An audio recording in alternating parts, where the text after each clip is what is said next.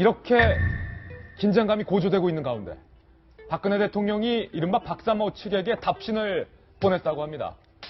100만 통의 러브레터를 애초에 박사모가 청와대, 그러니까 박근혜 대통령 측에게 전달했는데 그에 대한 답신을 대통령 측이 보낸 셈입니다. 박근혜 대통령이 박사모에게 보낸 답신 내용을 저희가 출력을 해봤습니다. 함께 보시죠. 100만 통의 러브레터 편지를 받았습니다. 여러분의 편지를 읽어봤습니다. 고맙고 감사드립니다. 저에게 큰 격려가 되었습니다. 감사합니다. 대통령 박근혜. 짧은 답신입니다.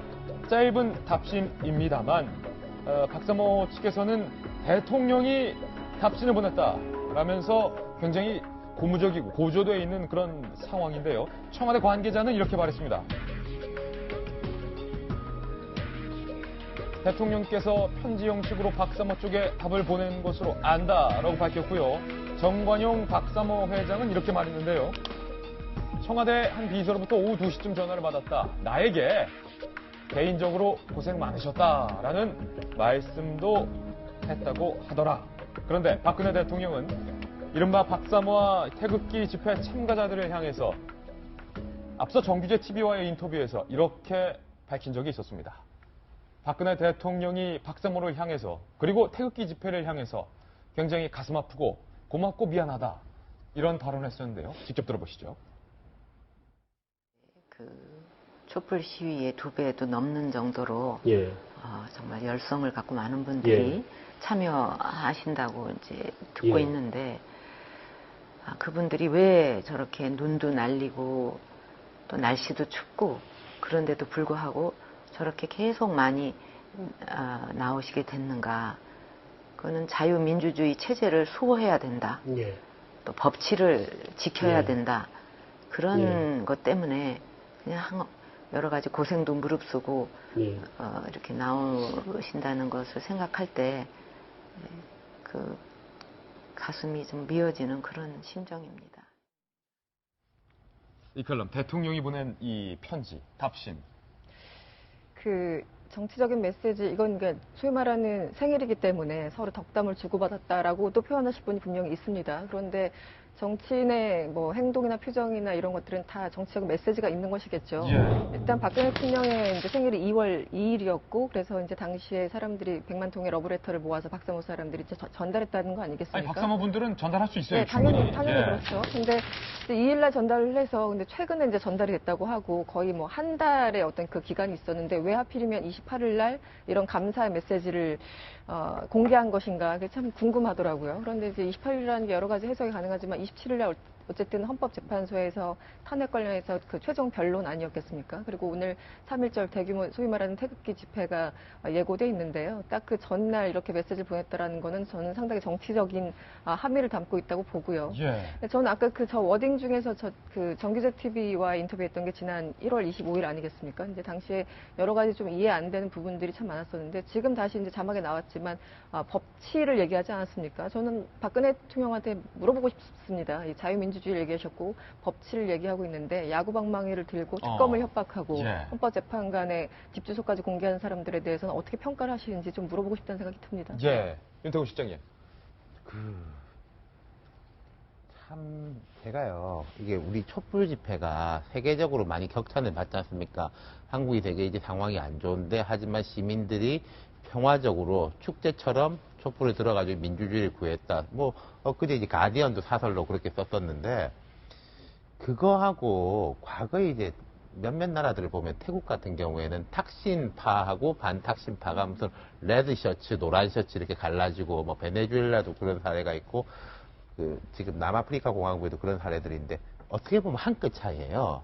거기들도 사람들이 자기가 바라는 바를 위해 나온 건데 직접적으로 물리적으로 충돌을 하는 거죠. 뭐 정치인들의 조장도 있고 저렇게 이제 나서는 분들의 것도 있는 것이고, 대통령께서 지금 어디 말씀하시는 게 참 고생이 많다, 고맙다라고 하는 게 과연 무슨 뜻인가를 저는 잘 모르겠어요. 예. 어떻게 하기를 바라시고 하는 말씀인지. 고생이 많다. 이럴 수는 있겠죠. 고생이 많다. 미안하다. 그런데 뭐 항상 이제 질서를 지키고 그렇게 해주셨으면 좋겠다. 그리고 우리가 이제 많이 그 이야기를 하지 않습니까? 정치인들한테, 특히 이제 뭐 야권 정치인들한테 승복한다라고 명확하게 말해야 되는 거 아니냐라고 하는데 저는 제일 먼저 말해야 될 사람이 누구냐는 거죠. 예. 박 대통령이잖아요. 예. 그 말을 안 하고 뭐 고생한다, 뭐 하자면 더 힘내라, 더 열심히 해줬으면 좋겠다 이런 뜻으로 해석이 예. 될 발언까지 하니까 되게 안타깝고 그래서 저 어제도 말씀드렸지만은 탄핵 찬성하는 분들한테 더 이야기를 드리고 싶어요. 지금까지 한 걸 좀 지켜야 됩니다. 예. 흔들릴 필요도 없고 자극받을 필요도 없고 두려워할 필요도 없고요. 여기서 마지막에 뭔가 삐끗해가지고 충돌이 되면은 다 같은 덤태기를 쓰는 거거든요. 그게 진짜 어떤 사람들은 그걸 원하는 거일 수도 있습니다. 예. 지금 저희 오픈 스튜디오 뒤로 3.1절을 맞아서 많은 시민분들이 태극기를 들고 지금 행진하고 있는데 이분들은 태극기 집회 참가자가 아니라 3.1절을 기념해서 태극기를 들고 지금 지나가고 계시는데 지나갔습니다 이미. 예. 잡으려면 빨리 잡았어야죠. 농담이고요. 김병민 의원님. 예. 이 부분은 꼭 한번 지적하고 갔으면 좋겠어요. 촛불만이 답이고 뭐 태극기 시위에 참가한 모든 시민들이 막 다 폭력적이고 예. 오답이다. 이건 아니지 않습니까? 대다수의 태극기 집회에 참가하고 있는 분도 그분들의 뭐 정치적인 의사와 정치적인 자유를 평화롭게 시위에 참여할 수 있는 권리는 있는데 문제는 일부의 어떤 극단적인 분들 네. 아니겠습니까? 그러니까 우리가 촛불 집회 같은 경우도 처음부터 100만 국민들이 모이진 않았습니다. 왜냐하면 처음의 시작은 아마 민중 총궐기로 인해 갖고선 뭐 이 극단적인 반대 측면의 사람들은 이게 다 민주노총에서 비롯된 거라고 얘기를 하는데 그 이제 민중 총궐기 과정에 대해서 사실 좀 굉장히 부담스럽게 생각하는 국민들도 일부 있는 겁니다. 촛불 집회에 가야 되냐 말아야 되냐를 고민하고 있는 상황에 최순실 국정농단 사건이 생각보다 간단치 않다라는 생각에 진짜 대한민국 자유민주주의를 지켜야겠다는 일념으로 나온 사람들이 있습니다. 하나둘씩 덧붙이다 보니까 촛불 집회에 참가한 100만 명이 되는 시민들 입장에서는 각자의 서로의 생각이 조금 다를 수 있는 거예요. 그와 마찬가지로 태극기 집회도 마찬가지거든요. 초창기 얘기하고 있는 일부 사람들의 얘기가 너무 극단적이기 때문에 여기에 대해서 동조하지 않는 사람들이 있었으나 광장에서 나오고 있는 일부 민주주의 목소리들이 너무 한쪽 측면을 대변하다 보니까 이대로 가서는 안 되겠다. 한쪽 측면으로 편향되어 있는 목소리를 한쪽으로 또 돌려놓을 필요가 있다라고 한 명, 두 명 모이기 시작했던 게 태극기 집회에 소위 말하는 숫자를 불려내게 된 모습들이 있는 거거든요. 그러니까 여기에 대해서도 서로가 양극단에 대해서 무조건적으로 비난할 게 아니라 어찌 보면 중간에 있는 교집합적인 측면에서 사람들을 링크할 수 있는 이런 측면들도 분명히 있다는 걸 알아야 되고요.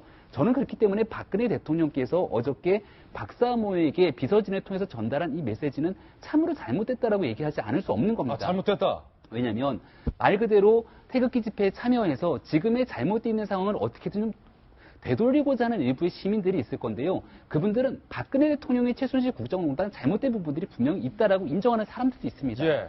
하지만 그것들을 가지고 역대 정부에 잘못됐던 여러 가지 정황들이 있는데 박근혜 대통령과 현 정부를 향해서 너무 일방적인 주장을 하고 있기 때문에 이렇게 좀 극단적인 상황들을 수습하고 봉합할 때가 있다라고 생각하는 사람들도 있는 거예요. 근데 이런 모든 것들을 깡그리 무너뜨릴 수 있는 부분들이 있다라고 생각하고요. 그저께인가요? 헌법재판소의 마지막 최종 변론 기일에서 이동업 재판관이 박근혜 대통령의 입장을 가지고 읽지 않았습니까? 그 마지막 부분에 나왔던 취지가 결국 이렇게 분열되고 양극단이 취해진 사회를 어떻게든 통합하기 위해서 노력을 하시겠다고 했잖아요. 예. 그 노력을 하시겠다고 하면은 최소한도로 지금 현재 이 박사모라고 하는 그 박사모의 대표가 결국 탄기국이라고 하죠. 탄핵 기각을 요청하는 사람들에 대한 일부 입장을 대변하는 건데 결국 대한민국 전체 국민에 대한 통합에 대한 메시지보다는 한쪽 진영에 대해서 힘을 실어주는 메시지로밖에 비춰질 수 없는 거지 않습니까? 이 같은 편지가. 다른 날도 아니고 오늘의 3.1절 행사에서 굉장히 많은 국민들이 시위대에 집결할 것으로 예측되어 있는 이 상황에서 그러니까 박근혜 대통령과 그리고 지금 이 순간에도 태극기 집회에 모여있는 수많은 사람들 입장에서 정말 나라를 생각하는 분이라면요. 아까 말했던 폭력적인 집회, 선동 이런 부분에 대해서 철퇴를 가하는 메시지를 반드시 보여줘야 됩니다. 그리고 대한민국 국가적 혼란을 막기 위한 통합의 메시지를 모두가 함께 이뤄낼 때 태극기 집회에도 힘이 실릴 수 있는 거예요. 저는 이런 말씀 꼭 드리고 싶습니다. 일각에서 박성규 전 대변인 이런 시나리오를 언급하는 분도 계시더라고요. 오늘 박근혜 대통령의 편지 내용이 공개가 됐고 이 박근혜 대통령의 답신을 받고 힘을 얻어서 더욱더 많은 태극기 집회 인원들이 운집을 하게 되고 일부 극단적인 사람들이 계획적으로 폭력을 선동해서 태극기든 촛불이든 양쪽 다 어떤 물리적 충돌까지 가게 된다면 탄핵 선고 이전에 이것을 뭔가 명분을 삼아서 박근혜 대통령이 자진하야 하는 어떤 그런 거대한 그림의 한 단계가 아니냐. 뭐 정치적 망상일 수도 있겠습니다. 예, 망상이라고 얘기하면 제가 좀 그렇지요. 예. 상상력이 조금 과한 것 같고요. 제가 과하다고 하는 얘기는 지금 박근혜 대통령을 편들고 있는 쪽에서 어느 누구도 그런 정도를 크게 기획할 만한 능력 있는 사람이 없을 겁니다. 예. 그리고 작동도 하지 않을 것이고 대통령 편지 여러 가지 면에서 아쉽습니다. 고맙습니다. 격려가 됐습니다까지 괜찮습니다. 그 뒤에 한마디를 더 붙였어야 돼요. 여러분 저를 위하는 일이 아닙니다. 대한민국을 위하는 일이 아닙니다. 차분하게 저하고 같이 결과를 지켜봐 주시죠. 라고 얘기를 했어야 합니다. 자 보세요. 명확하게 하나 확인하고 싶은 거예요. 탄핵보다 탄핵 절차보다 훨씬 더 중요한 것은 민주주의라고 하는 정신입니다. 우리가 이 부분에서 민주주의라고 하는 정신을 잊어버린다면 아무것도 얻을 수가 없고 이런 잘못 다시 또 반복될 수밖에 없죠. 예.